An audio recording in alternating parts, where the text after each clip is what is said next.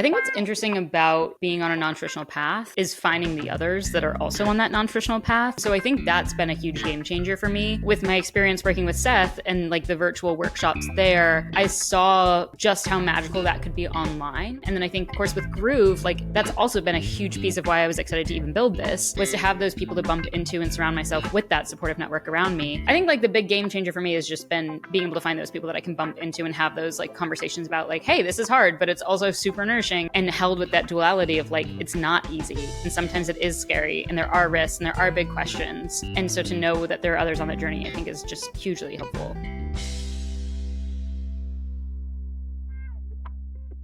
Welcome to Finding Your Groove. If you're living and working in a way that's in sync with who you are or you want to be, then you're in the right place. Each episode, we swap stories with guests who have found out that the traditional path isn't set up for people like us. The podcast was created to help listeners like you feel less alone on this journey. Through stories and being in community with each other, we can avoid burnout and inspire each other to keep going.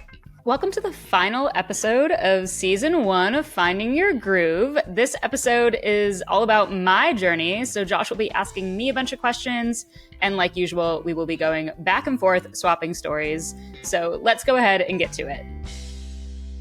Hey, welcome, Taylor. This is so fun. It is so fun. I'm very excited.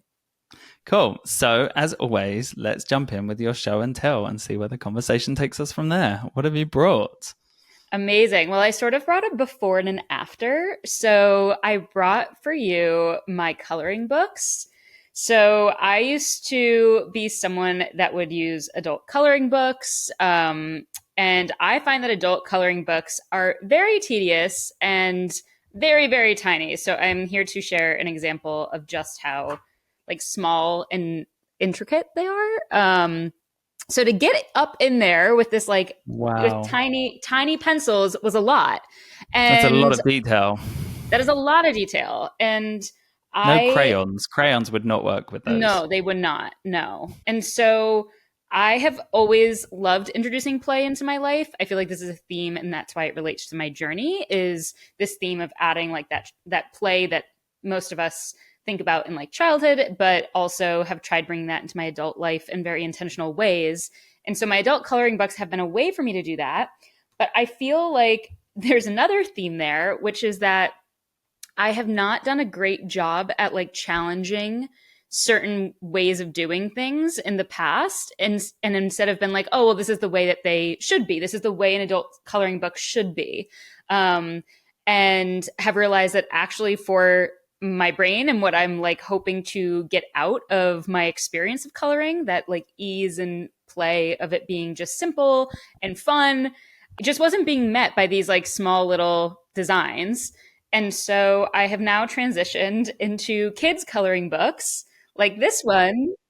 Big reveal, big gaps, lots of white space. So much white space. I absolutely love this coloring book. Oh my gosh, these are so cute. Yeah, this one is called Wild World. I have like crocodiles. You can see how many have been done in this book compared to the other one. Zebras, yeah, the other one's elephants. just white. Yeah. Well, I've also ripped a lot of those out because I was very proud of those other ones. They're very easy to rip out. But this one also comes with stickers in the back, which is pretty epic. And I love sending snail mail to friends. So I have definitely taken some of those stickers out and given them. And I also have another version that's very similar. That's a mermaid book. So it is the same people that make it. Trying to see if there's one that I haven't ripped out. Oh, wait, what do you use? Do you use watercolors? Do you use pencils? What? These ones are crayons. See, I can use crayons. These I love crayons. I have like the big, like, I don't know if it's a 64 or 86 or whatever pack. Like, I love my Crayola crayons. So yeah, I think there's a lot that, you know, when I think about like something that represents my journey, I think that there's something to be said about a shift that happens, and it happens again and again. Like I'm still taking these shifts, is like when I'm recognizing, hey, something's not working for me. How do I go ahead and like actually take that pause to intentionally think through what is the thing that would work for me, or what am I trying to satisfy by doing this, and how do I lean into that? But then also, yeah, this super is in line with like the play and joy I like bringing into life. Thanks for sharing. I just love that revert, like also the nostalgia that comes from pulling out Mm. crayons and Oh and yeah. a simple coloring book, and just how that also can calm us in different ways, even in just a subconscious way. I'm curious. I'm curious the fact that you just shared, like, sometimes you start things and then you have to like revise what's really working. Like you move closer to, you're like, oh, this might work for me. Mm-hmm. This is working, but it needs to change. Mm-hmm. You know, I I think often in my own life I can just get sort of caught up in the flow of, even if it's new, like the new status quo.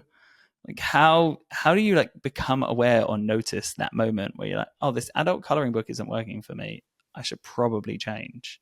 Like coming up with the Mm. next solution might be easier, but catching yourself of like, this isn't working for me. That moment of recognizing when something's hard or harder than it needs to be or not quite like meshing with the intention of what it was set out to do is definitely one to notice. I think a good example recently of this is with LinkedIn content. So I think that for a little while I was using, so as you know, we've been talking about like our pillars for LinkedIn and how we like flow from those as the way that we do our content.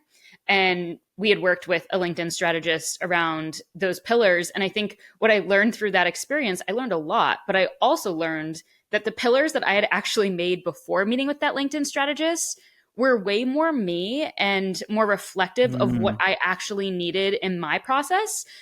He had a really cool approach for like how to think of it like a tree with branches, and like that was just way too detailed for me. I just needed more like three broad buckets, and that's how I had set myself out for success originally. And so then when we met with him, I learned a lot, but I needed to go back to like, now knowing what I know, what are my revised three buckets, because that's actually what's going to help me when I go to sit down and write, or when I go to think about what do I want to write about this week.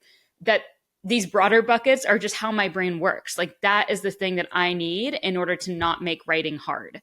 And so even though like here I had an expert, here I had someone who had seen so many people use his formula for how to think about the things to write about, I realized it just wasn't for me. It was harder than it needed to be, but it did deserve some refining. So I went back to like a new version of that original version. Mm.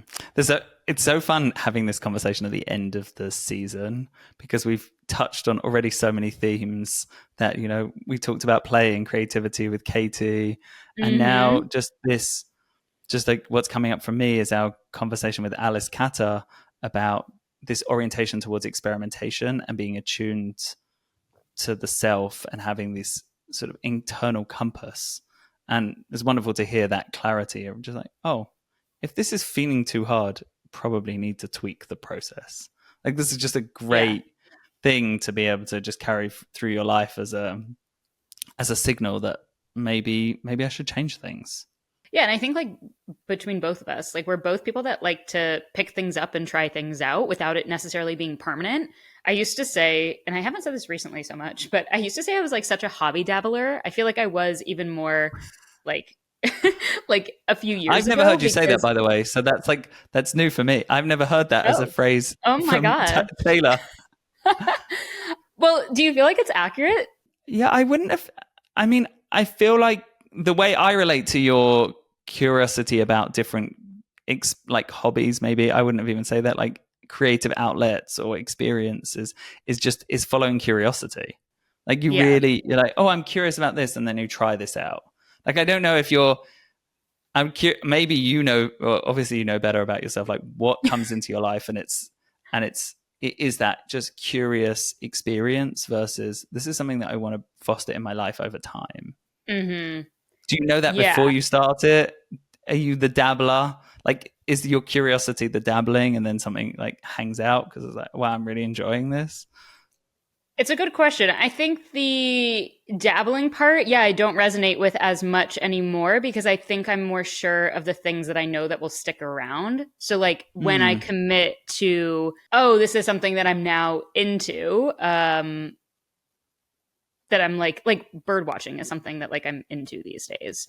And I feel like I've like committed fully into bird watching. Like this is something that's going to be a lifelong passion of mine. Like I'm committed. Writing is like another one of those things. Running is another one of those things. And so I feel like previously in maybe my earlier 20s, I dabbled more to like get better signals about what are those things that are going to stick. And then before like committing to them so much. But when you started bird watching, you knew it was going to be a thing for you? Like before you ever did it, you were like, this is going to be essential to my life as running marathons? Well, let's say half marathons. Half marathons. I caught myself after also. Don't put me on the hook. One day. Well, it actually started with a trip to Joshua Tree and seeing all of the different birds in that setting that were just so like foreign to my East Coast experience was like the eye-opening moment for me around bird watching. And then the app Merlin, which if anyone listening has not downloaded this app, wherever you live, you can use this. Although I say that and I'm like, if you're outside of the US, I don't know if it's built for outside the US yet. No, well, there are equivalents. My mum has another app for European birds, so I'm sure there's the equivalent of Merlin if Merlin doesn't cover global birds. So you can press a button, and if a bird is singing, you can record it, and it'll identify it for you. And so while I was on this trip in Joshua Tree, I was just like recording like no other. Like I was like, oh my God, where is this bird? Like I would hear it and I'd be looking around. And so many of them were also like blending in with the rocks and with like the Joshua trees. And, there was an area that we went to that had a bunch of like palm trees. And so there were birds hanging out in there. Like it was just very interesting to see something so different than what I am used to. So that kind of like started the trend. But I think on a like more meta level, I feel extremely connected to watching a community that like I'm not a part of do its thing. I've experienced this while snorkeling and watching just so many fish below do their thing and all of the plants and like how it all moves. Like there's something when we talk about moments of when we feel alive, watching that is one of the most alive feelings for me to like see this little ecosystem of life just like do its thing. And I now feel that way with birds and seeing how they interact with like the earth around them and stuff. And so once I like found that in the birds, I was like, oh, this is something I'm going to get really into. Wow. Do you know why you find that so interesting? The sort of like this look on an ecosystem. I think part of it is just this feeling of awe of like, wow, like there's something so magical happening below me right now and around me that I just find so interesting. Like it's hard to even describe like I can feel it in my body. It's a feeling I can access even just talking about it. But then I also think that, there's of course part of it with my community lens and like being curious about connection. I think there's something so interesting about understanding how fish and plants and birds and plants like all interact with each other that the relationship piece of it is really like I can nerd out on that piece of it too. So yeah, I feel like it doesn't seem that weird of a thing for me to get into when I say it out loud because it is so related to the things that I care about in the world. I love that. And I think what I'm enjoying about hearing it is just it touches it. It's unexpected on the surface, but it touches a lot of core things for you that are very alive, as you said. And I was trying to think of unexpected things in my own life, but I'm probably more predictable. I don't know about that.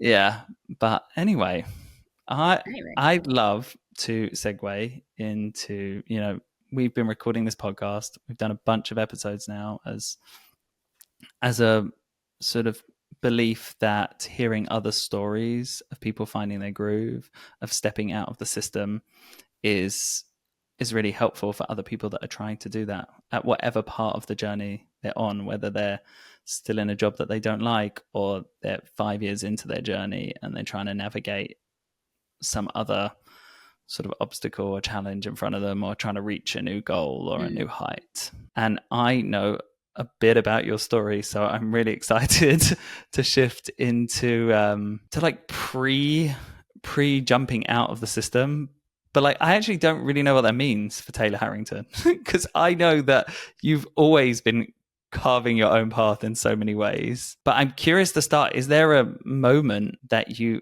felt like you were in a system, or like you were born into a system that wasn't supportive? We could even start with, is there a moment where the system was working for you? I think what's interesting about it is like, I was a good student. It's not like I wasn't. I knew how to check the boxes. So yeah, I was not great at taking tests, like multiple choice tests, not my thing at all. Trying to memorize facts for a test versus to actually learn and process them and like learn through doing and learn through visuals. I definitely needed extra time with that type of a thing. So those tests were very difficult. I remember like late nights with flashcards trying to memorize Spanish vocabulary and like inject it into my brain and come up with these like silly rhymes so that I could remember it for the next morning's test. But then of course, after the test, because I didn't properly absorb that information, it was like, whoop, there it goes, until I had to remember it for my final.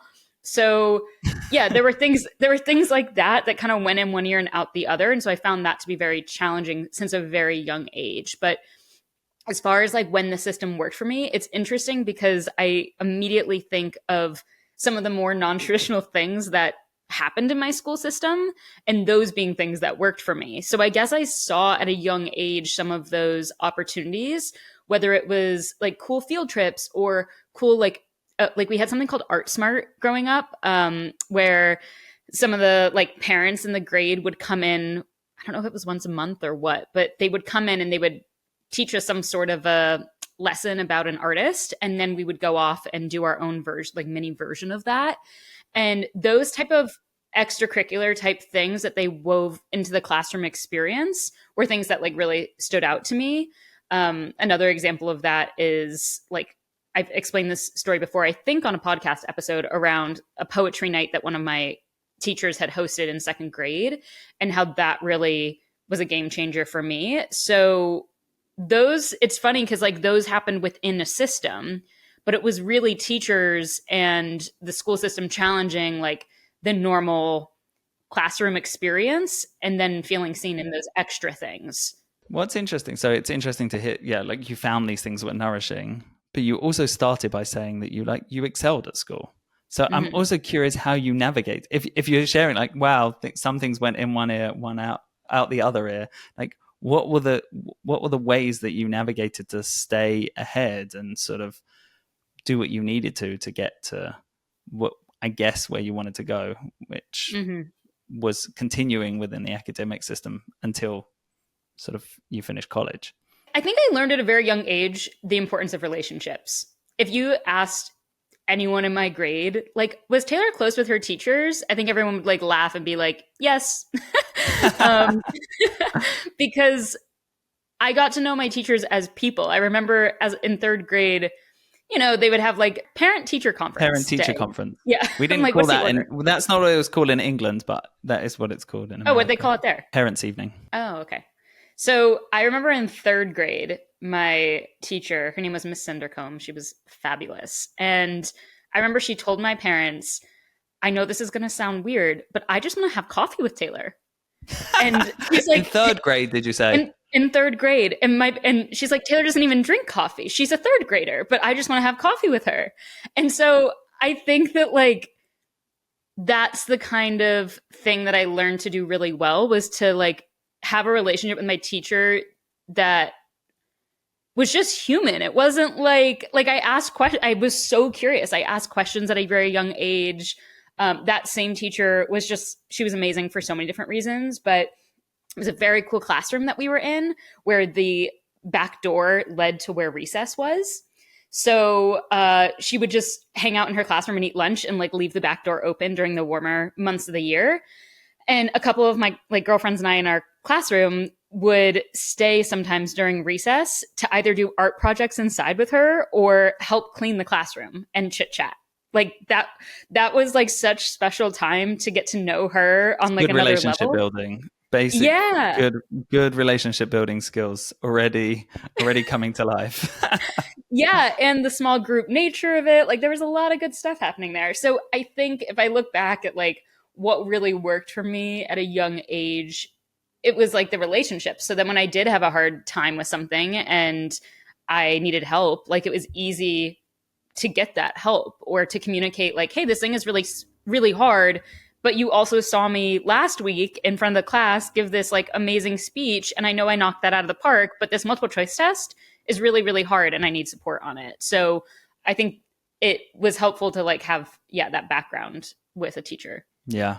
I think I can definitely relate to how I navigated school by Yeah, building relationships with the people that were effective. And clearly, you stuck it out. I know that you went right through college. And I think what's interesting for me is you came out of college and you didn't take a conventional job first.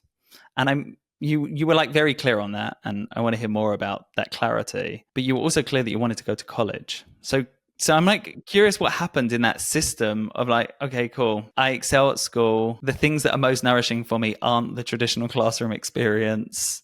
Mm-hmm. I have to figure out other ways to get to where I need to go. When did you start to know that the first job out of college wasn't going to be in like a big corporate graduate program? And when do you start to make that move? Maybe there's like a moment or a story of when you started to make that shift of like, oh, I'm going to walk in a little bit of a different direction. Well, I'm thinking back to even earlier than college, back in high school. Again, I went to a very cool school where there was a lot of extracurriculars, or I shouldn't say extracurriculars. It was courses that you could take that really allowed you to experiment with things that you were genuinely interested in outside of the normal like classroom. So outside of math class, like you could take also very interesting classes. Like one of my friends took a forensics class, for example. Like it was very cool. You got to like play with these other interests. And so I took a lot of art classes in high school, but I also got really involved in the journalism program. And so that I think was like a big shift for me because I thought that I wanted to be a writer. I thought I wanted to be a journalist.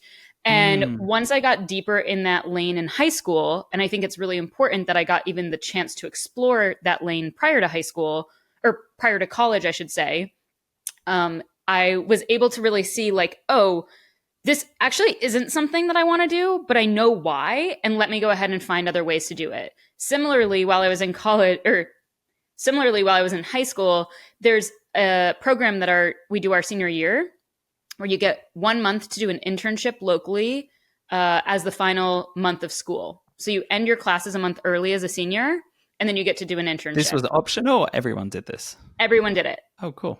So it was really cool because like everyone, it was like, oh my God, senior year, like you already know where you're going to college if you're going to go somewhere. And like, this is what we're leaning into for the next month of school. Like it was a fun thing. And so the other like area of like career that I was considering, and I'm not even sure you know this, so it's always fun. Like I love that this is. Yeah. I'm curious. This is like new. This is new material for me. So I thought maybe I wanted to be a special ed teacher. So that was a huge what if, and something that I was considering big time while I was in junior and senior year of high school. And I decided to take this internship that was at a school for mostly kids that were nonverbal, all the way from like elementary school to high school level. And I went and worked with them for a month. And it was such an amazing experience. I also learned like the beginnings of sign language through that experience. I got to develop like a lot of really cool relationships with the students, and their patience with like me learning sign language so we communicate was so cool, or little like hand motions that they did so that we could communicate better was very cool. And so that opened up like this opportunity where it was like, oh, do I want to do this? But what was interesting about it is at the end of the month, I realized it was really, really hard. And I know that sounds like silly to say, but emotionally. What does hard mean in this? What does hard mean in this context? So this was the thing that I think I'd have a really hard time doing this job full time and coming home and being able to give energy to my family one day. Because it was so relationship space, and so there was so much empathy and so much like, I just had a really hard time separating myself at the end of the day from what I experienced during the day. And there were some days that were amazing and some days that were really hard where someone was going through something. And like, I just had a really hard time not carrying that into the rest of my day. And after that experience, I thought, well, maybe there's still something here that I like want to learn, but maybe this isn't what I want to do full time. Maybe this will come into my career in another way later. So in college, I think I felt very seen by just simply the fact that there were majors and minors and that I got to design my experience within that. So then if we like kind of progress a little bit through that, I decided to be an advertising student. I felt like it matched my personality a lot, and I love people. And at the end of the day, advertising is all about understanding people, how to talk to people, how to help provide value for people. And then I ended up taking on 2 other minors, one which was disability studies, and I got to actually fully design that minor myself. So I got to look at all classes that Penn State had to offer and hand pick classes to complete my minor, which was only one thing that I think there were 5 minors in all of Penn State that allowed you to do that. So that was a very cool experience. So Wow. for example, I was able to make one class that was on diversity in media. I was able to make my entire capstone project for that class about how to have better representation in advertising, like TV ads and movies for people with disabilities. So that part of school was very cool. And then the other minor I took on was, of course, entrepreneurship, which has woven its way so deeply into the things that I do today. But the reason I really got into that again was to understand people, that you have to really understand those early customers in order to build a great product. Completely. And that was the thing that I was hooked on as an idea. Let's take a quick break to hear from a member of our community, Groove. Living life this way isn't always easy, so let's phone a friend to hear a piece of advice from them. Sarah Jutras is the founder of Huzzah Studio and loves supporting freelancers. She is an experienced design consultant focused on holistic design strategy and emotional storytelling to create experiences for digital and beyond. Sarah, what is one change that has transformed how you work from home? So I've been working for myself at home for over 8 years now. And in the beginning, it was really hard to set boundaries. I think we all can relate to that. So for me, the biggest transformation in how I work from home has actually come from designing rituals for my life. So I was actually led into exploring ritual design after losing my mom in 2020. And through research from books like The Power of Ritual, a year of practice, and a workshop that I took with a designer named Chu DeHaan, I learned the importance of rituals, and there's such beauty and support in what they can offer us. They're really not routines. They have this deeper intention and meaning in order to promote a shift in feeling or essence. So I feel like they're great points for transition. An example that I heard, a lot of people like to work from home and then take an evening walk to have that physical shift, right? And closing out their workday, shifting their mental state, right? Getting into more of a personal time energy. For me, afternoons were really tricky. It was like a squishy time zone because I get into flow state and then I'd overwork. So I created something called the tea time ritual. It started for me as intentionally brewing tea, giving my mind just a moment to pause. And then over time, I actually started to invite other creatives to my tea time. I wanted to kind of catch up, be able to connect with people in a different way. So now it's both a personal and shared ritual for me in my work week. I also hold end of year rituals like doing creative retrospectives on my year. I'm really excited about being intentional about designing these opportunities and time for us to think about how our work week feels, how our work days go. And I've been actually hosting some workshops, and it's an area of my course curriculum as well, Designing Your Freelance Business, that I teach, where we dive into creating rituals.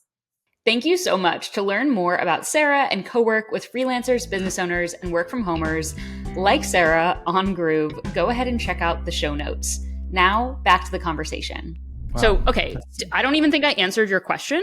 There's so much in there, and I was going to try and tie it back. But maybe I'll let you tie it back, because I'm still curious, because there was these different learning experiences in high school that taught you some things that you loved, some things that you didn't love, things that you wanted to foster, maybe things that weren't going to be paths for you. How did that shape this sort of next progression? And I'm also curious if there were any people that were important in showing up to help that transition, or that you were intentional about going back to fostering relationships to help this very emergent initial divergence from just what was unfolding. Yeah. So I think saying it out loud makes me realize just how much experimenting and trying on new things was part of who I was at a young age, and that my school system allowed me to do that, which I think is very, very rare. I also think one thing that was interesting and ties to my interest in disability, and I did not realize that this was a thing really until college, was I grew up in a school where people with disabilities, physical disabilities, were all part of my elementary school. Out of the 5 elementary schools, anyone who had a physical disability was brought to my elementary school because we didn't have, it was one floor. So I grew up in a very like welcoming, diverse, like school community for that reason, that like I was in class with other people that had like interesting differences, interesting learning differences. Also, like we had the hub for people to come and like discuss those as well and navigate those throughout elementary school. So I think I was just like open to that way of learning and that way of like relationship building, also having family members with disabilities, like that, all of that was very interesting to me since like a very early age. So it was cool to then be able to like play in that. But then also play in these other ways too, that most schools I didn't realize until freshman year of college just didn't have these opportunities nearly as much as I had. So I guess the thing like with college is along the way, yeah, I found people that had seen me in like, I do things differently and had embraced that, had cheered me on in that. That didn't mean that I was going to be the A+ student necessarily. Like, yeah, I might be getting B's on these tests. But also I was going to excel at the things that I was good at, and I was going to build meaningful relationships along the way. One pivotal relationship in my life was freshman year.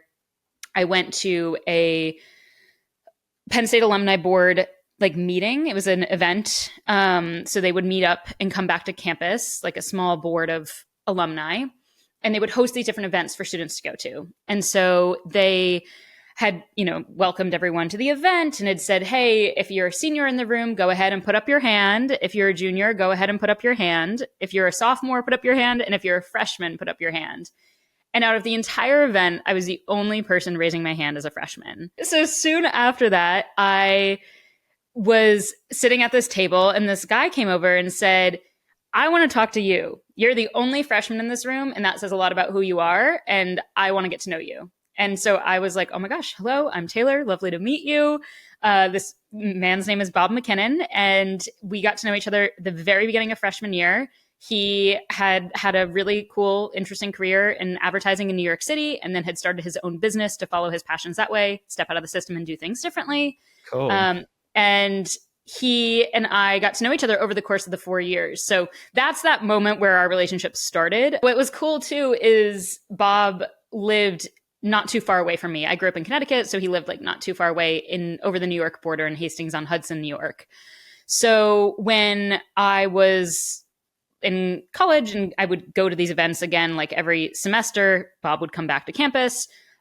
Over the summer breaks when I had internships in New York City or was back home in Connecticut, we would meet up for a coffee and like stay in touch. We would sometimes have phone calls. And he just was such a cheerleader in seeing how I was showing up and doing things differently, and the drive to like step out of the system to, you know, think about relationships in a different way, that type of thing. So when, like, if we really fast forward, senior year of college, I had a very pivotal phone call with Bob. It was January of senior year. And I remember sitting in my little room. I had a tiny, tiny room in my senior year of college. It was in a house in an attic. I didn't even have a closet. So I had a clothing rack where all my clothes were on the rack. It was sort of cool though. Did you pull the short straw at some point? I was just like very much into saving money. And so I had 4 other roommates and they all got like pretty nice rooms. And I was like, you know what, this one's charming. It had a cool window. So I was like, I'll for less money, I will take the tiny room. I also didn't really believe that I would spend that much time in there because I was always like out and about doing things. That's true. Yeah. So here I was sitting at this desk that like I had hand painted. And I'm on this phone call with Bob and he's like, Taylor, what do you want to do after college? And I was like, oh, Bob, it's January of senior year. Like, I already have friends that have jobs lined up. Like, and as we talked about in our last episode, this is when Bob had said, like, oh, you know, this question. I said, people keep asking me, Bob, do I want to go agency side or do I want to go in-house? And I think that's a super dumb question. And this is why, because it's not black and white. And I just want to make a difference. And so I like give Bob this like crazy long-winded answer. And he just pauses and goes, Taylor, what do you want to do after college? And repeated the same exact question. And I said, I really want to make a difference. And I really want to be surrounded by the kinds of people who are part of my co-working space here at college. There was a really magical co-working space full of entrepreneurs, and I wanted to design a career around being around people like that. And he was like, huh, do you know an author named Seth Godin? And I was like, I may have heard the name before. And he was like, I read his blog like every day. And I've actually met him in the elevator of my building because he works in the elevator that I live in. And works in the elevator? That's impressive. He works in the building that I live in. Sorry. He's met him in the elevator and he works in the great. building. This image of Seth working in the elevator. Like, that it's just like crazy. going Like up and down. him recording his podcast. So no, but they had met in the elevator of that building. Okay. And sounds more normal. Yeah, that makes more sense. And so I was like, okay. And so Bob's like, well, I saw on his blog the other day that he's hiring for this like really wacky role. Like there's no job description. There's no job title. It's the weirdest application I've ever seen in my life, but it might just be wacky enough for you. And he was like, I would happily send Seth a note because we've met and have like chatted about my business and stuff. I would happily send him a note and introduce you to if he's interested. And I'm like, okay. So I look at this job description. It was wacky. It was so bizarre. It wasn't, like I said, it wasn't even a description. It was like a page that made no sense. Like the questions were like, what are you in the top 1% of the world for? And I'm like, my God, here I am at like age, 22, reading this description. I'm like, what am I in the top 1% of the world for? And anyways, that's how you get a visa in America, by the way. There's a visa just for the top 1% of anything in the world. It's like an O1 visa. So you have to like make the most narrow thing that you're great at. So you could be like, I'm the top 1% of this. That's how people get into the US. Wow. Damn. Do you remember what your answer was? Yeah, I said relationship building. Oh. But I think more of it is more around the confidence to like stand behind that you are actually in the top 1% of something versus seeing that question and saying this isn't for me. And so and then like the rest is history. I got on a phone call with Seth. He asked if I wanted to work with him on that one phone call. I started freelancing with him while I was still a senior, and then with the like question mark around this job is really wacky and you seem a little bit wacky. Let's see if this is like a good fit or not. And come May, I came on full time and worked in the office in Hastings-on-Hudson and was able to hang out with Bob. We would go and get coffee together because we were suddenly in the same building. Wow, full circle. Before we move past college, were you, after Bob had asked that, were you, I'm like just really enjoying this theme of building this muscle of experimentation early in life and like feeling comfortable to just try things. And I think, that's such an important muscle and such a gift to have it at a young age, because if you've been in a corporate role for a long time, it's hard to like start to think with this experimental mindset. Did you, after you had that conversation with Bob, were you exploring any other options? Was like this the path? Like, I'm curious, were you creating other experiments or other possibilities? Yeah, it's a good question. I remember having a phone call with my dad. I was in the living room of my attic apartment, and it was probably February or March. And, part of what scared me about this role with Seth that I was freelancing and doing was like, what if we get to May and it doesn't make sense to come on full time for either me or for him? And here I am going all in. I also had another job on top of my classes that I was still running at this craft studio where I was hosting events at night and like on the weekends. So I am like maxing out my time as a spring college senior with all of these things that I'm running. And like in my free time, I'm reading books, watching TED Talks. I'm reading Seth's books so that I can understand, if I do come on full time, like what is the alt MBA all about and like all of these different things. So I am like hectic. Sounds very really hectic. It was very hectic, Josh. And I got on this phone call with my dad, and my dad knew who Seth was. My dad's worked in marketing his entire career.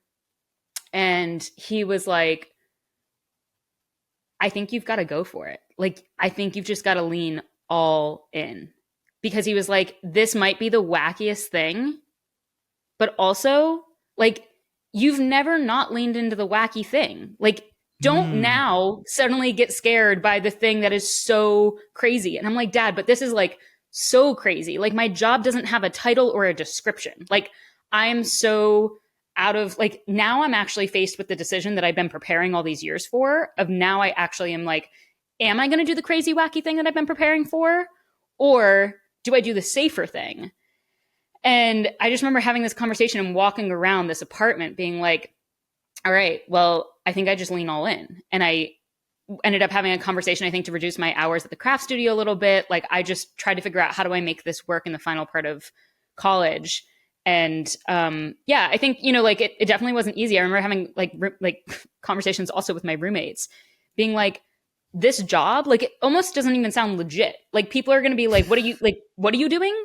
And the funny thing about working with someone who is like famous in a specific pocket of the world is that means that they are not famous in many other pockets of the world. So I talk about like, oh, I'm working with this author, and someone's like, who? Like, that's like, no one knows. Like, it was just interesting. But then when I would meet someone and they'd be like, wait a second, who are you working with? You're working with Seth? Like, so I either got one of two reactions. And I think that part of it, as I started to share more with the people who I admired, like in that entrepreneurship community, that college, that co-working community, when I started to get more validation from people like that, like, hey, you've been working towards this, like, lean into the thing. And if it doesn't work out, it doesn't work out. And I felt okay doing that. I wouldn't say I was 100% confident. I think the story is just so relatable, because I feel like that opportunity, your opportunity to work with someone that's going to be really unconventional, the job's going to be unconventional and different, and hearing just the different pieces that helped you get to, not to 100% confidence, but like enough confidence that you're going to make that decision. I can imagine is so many people's experience. Like, I want to go and launch this kind of business, or I want to do this, or I want to do something that just isn't the trodden path, that might sound crazy. And you need the right people, right? As you said, people responded in two different ways. Either like, how could you not do this? This is the most amazing opportunity. He's incredible. Or who is he? Yeah. And I think, especially when you're starting new things, you really need to find those cheerleaders who understand, because it sounds like between hearing your father be like, you've got to go for this, and enough data points of, this is amazing, you got there. And they're like, okay, cool, I'm doing this.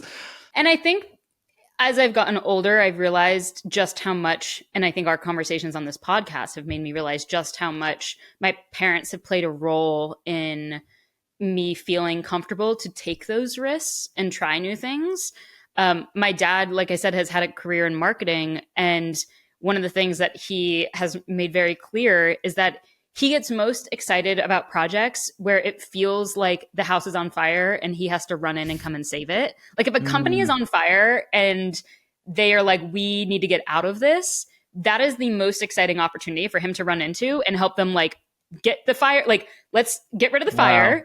Let's like clear out the ashes. And then he's ready to run into another fire. Like, that is what excites him. And so I grew up in a household where my dad not only would change jobs several times, like throughout my childhood, but was excited about that opportunity and thought it was just part of, that's part of the process in order to chase a project that you're excited about.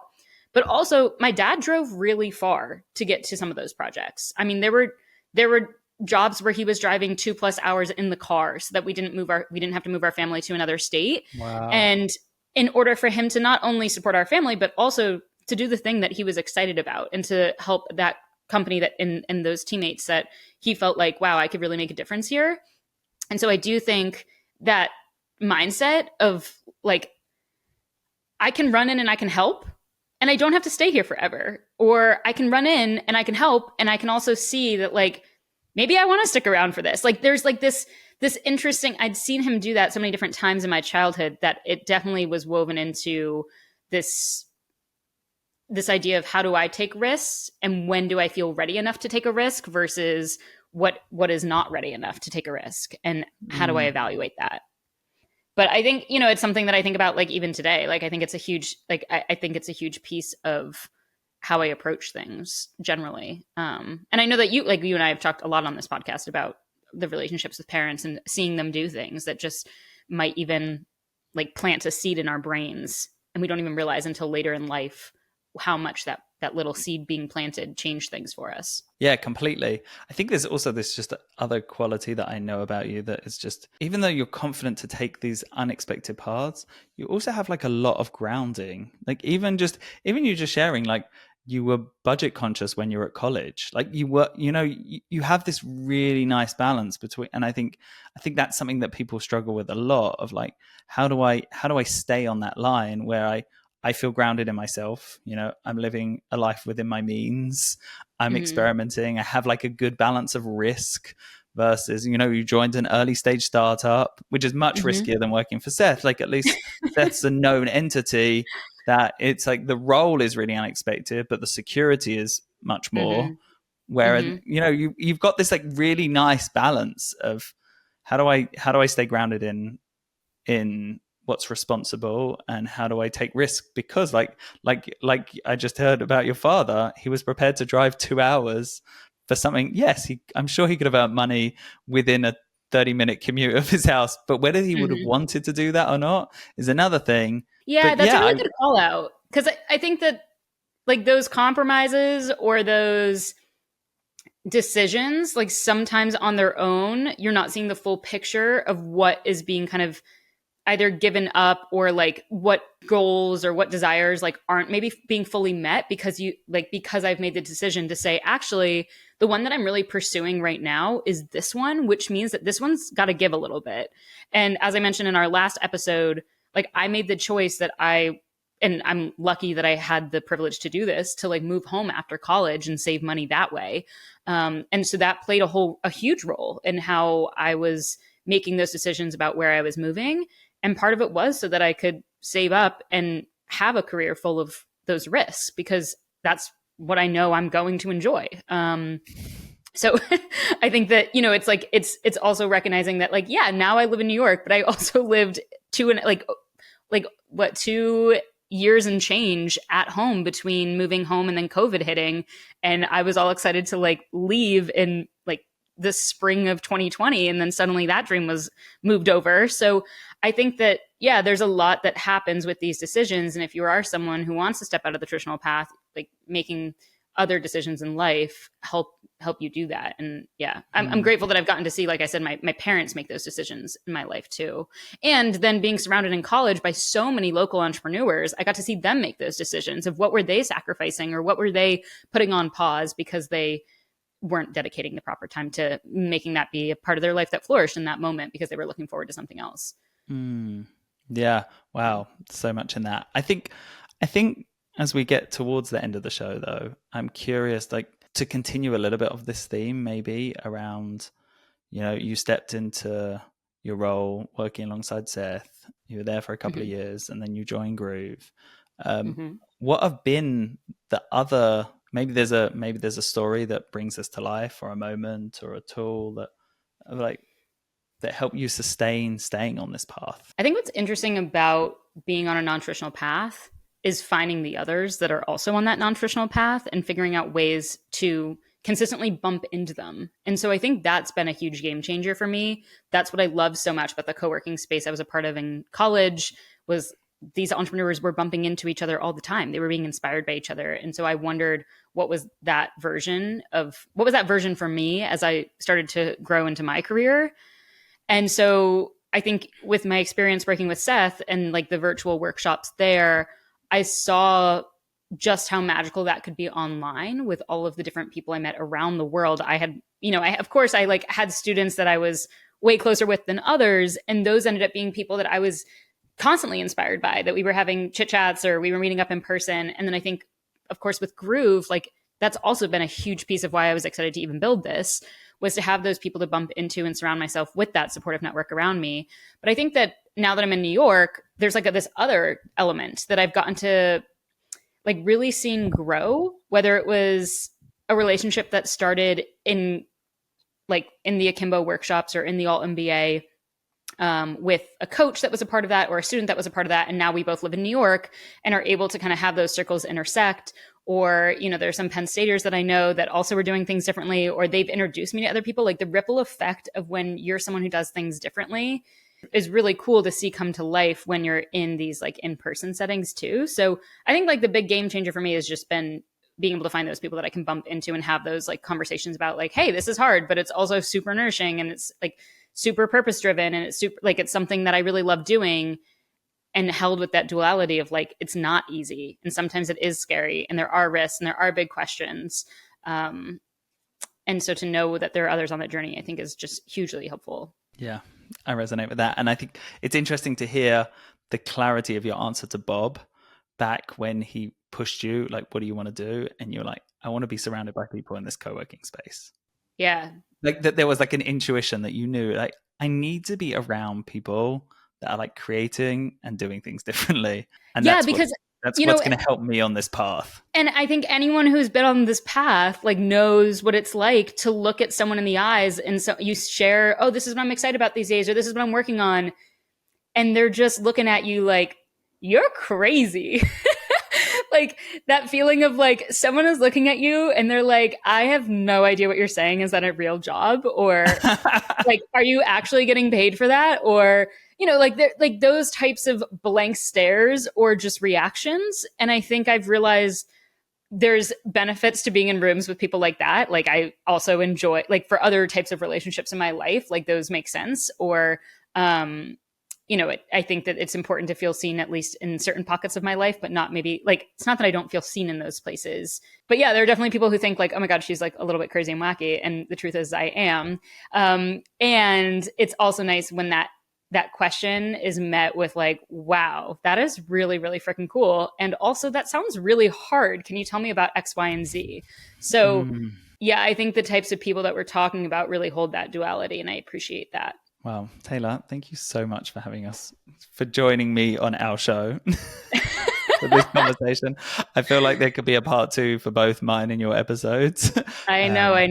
I feel like, there's so much richness, I feel like, in even the reason why I was attracted to groove as a concept in like its earliest phases. But it is funny because I feel like I've talked about that so much on other pods. So I feel like that's there are just so many stories there of like why this work is meaningful to me. So this was a lovely conversation. Thanks, Josh. Thanks, Taylor. Thanks for listening to the final episode of season 1 of Finding Your Groove. I hope you enjoyed it and got a little bit of me, a little bit of understanding for why the heck I even wanted this podcast to exist and have these conversations with other humans who were doing things differently, but also got a little insight into me and Josh's relationship. I hope that you have an amazing rest of your day. To find out a little bit more about what we're building inside of the Groove community and also the Finding Your Groove newsletter, go ahead and check out the show notes below. And as always, you can find Josh and I in LinkedIn. We hope to catch you soon for another episode in season 2. Bye.